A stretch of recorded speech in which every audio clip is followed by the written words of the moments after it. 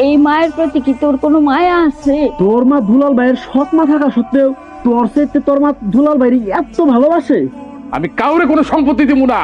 এসব তুমি কি বলছো? যা যা সম্পত্তির ভাগ তাকে বুঝিয়ে দাও। আমি দিব না। দুলাল কি কাজটা ঠিক করছে আপনারাই বলেন। না না ঠিক আছে না। আলাল আমার ছোট ভাই, বাপের সম্পত্তির প্রতি ওরও হক আছে, ওরও অধিকার আছে। ও ও ছোট ভাই, এটা তার অধিকার, তাহলে এতদিন দিলা না কেন? এই নাটকটা করলা কেন?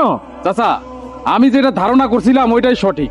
এই যে আলাল রে যত বুদ্ধি পরামর্শ, সে বুদ্ধিদাতা আপনি না?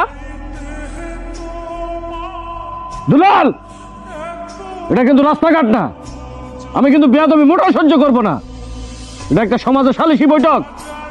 এই বৈঠকে আমরা মান্যগণ্য লোকজন এসে বসছি একটা সমাধান করার জন্য। তোমার উল্টাপাল্টা কথা শোনার জন্য আমরা এখানে বসি নাই। এটা আমিও জানি ভালো করে চাচা, এটা রাস্তাঘাটের কোনো সালিশ না।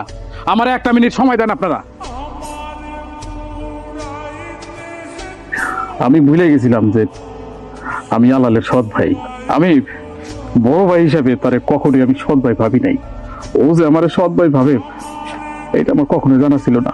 চাচা, এই সম্পত্তি টাকা পয়সা এগুলোর প্রতি আমার কোনোদিন লোভ ছিল না চাচা।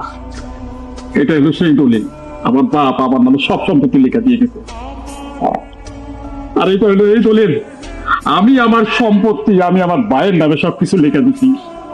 তোর সম্পত্তি লাগবো না, দেখ দে তোর সম্পত্তি। কি করলি?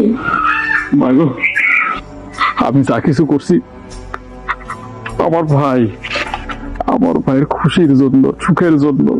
আমার সম্পত্তি যা আছে সব কিছু দিয়ে দিছি, আমার আর কিছু নাই, আমি ফাঁকা। কিন্তু একটা জিনিস আমি তোরে দিব না।